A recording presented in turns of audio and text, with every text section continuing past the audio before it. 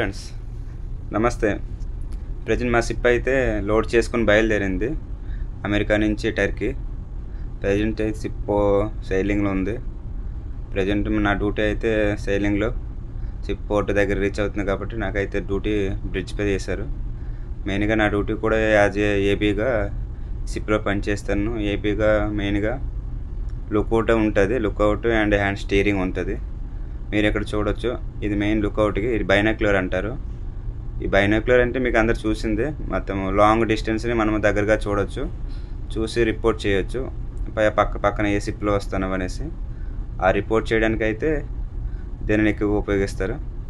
Present నేనైతే lookout చేస్తాను, పక్కన ఏ షిప్లో వస్తున్నవి వెళ్తున్నవి అనేసి. ఆ షిప్పులు చూసి ఆ షిప్పులు రిపోర్ట్ అయితే నేను ఆఫీసర్కి చెప్పాలి. అది చెప్పిన తర్వాత తను ఆ సిస్టంలోనైతే చూస్తారు ఎంత దూరంలో ఏ షిప్ ఉందనుకుని. చూడండి, ప్రజెంట్ ఒక షిప్ అయితే క్రాస్ అవుతుంది, అటు నుంచి ఇటు వస్తుంది. చూడొచ్చు క్లియర్గా బ్రిడ్జ్ వింగ్ పక్క నుంచి మా షిప్ ఎక్కడ ఉంది ప్రజెంట్. చూడండి షిప్ అదైతే టోమ్ షిప్ కంపెనీ. దాని అకామిడేషన్ ఆరెంజ్ కలర్ ఉంటుంది.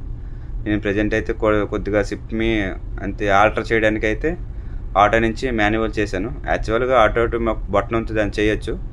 నార్మల్గా నేను హ్యాండ్ స్టీర్ పెట్టేసి తోడా 2-3 డిగ్రీలు షిప్కి లెఫ్ట్ సైడ్ తిప్పుకొని మళ్ళీ నార్మల్ చేస్తాను. మీరు చూడవచ్చు నా చేతిలో ఉంది అదే హ్యాండ్ స్టీరింగ్. మనం పోర్ట్ దగ్గరికి వెళ్ళినప్పుడు దాన్నే మనం పట్టుకొని షిప్కి రొటేట్ చేస్తూ ఉండాలి. అప్పుడు షిప్ యొక్క దిశ మారుతూ ఉంటుంది, ఎటు కావాలంటే అటు వెళ్తూ ఉంటుంది. వీటిని అయితే మీరు చూడవచ్చు, వీటిని రడార్ అంటారు. రడార్ అంతే షిప్ పైన మంకీ ఐలాండ్ మెయిన్ మాస్ట్ మీద రడార్లు ఉంటాయి, 2 రడార్లు. ఒక ఎక్స్ బ్యాండ్, ఎస్ బ్యాండ్.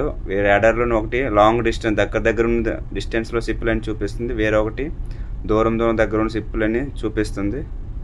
2 ఉంటాయి. రాడారు ఎగ్డిస్ కూడా. ఇప్పుడు ఇవి చూస్తున్నదైతే ఇది ఎగ్డిస్ అంటారు. ఇది ఇందులో చార్ట్ బనేస్తారు. మనం ఎక్కడికి వెళ్ళాలంటే మన తోవ మొత్తము అందులో అయితే ఫీడ్ అయి ఉంటుంది. ఇక్కడ మీరు క్లియర్గా చూడొచ్చు. ఇక్కడ ఉంది కదా బ్లాక్ చిన్న ఓల్ మాదిరి, వాటి మధ్య మన షిప్ ఒకటి మెయిన్ది.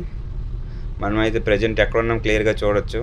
నేనైతే చూడండి గ్లోబ్లోని వరల్డ్ మ్యాప్లోని ఎక్కడ ఉన్నాను. ప్రజెంట్ మేము జిబ్రాల్టర్ క్రాస్ చేసి టర్కీ అయితే వెళ్తున్నాము. అలాగా ఈవినింగ్ వరకు లుక్అవుట్ చేస్తూ అలాగా అవుతుంది. నా డ్యూటీ అయితే నైట్ 8 నుంచి 12 వరకు కాబట్టి ఆటోమేటిక్ ఈవినింగ్ తర్వాత నైట్ స్టార్ట్ అయ్యింది. చూడండి నైట్ పూట అయితే షిప్లు ఎలా కనబడుతున్నాయి.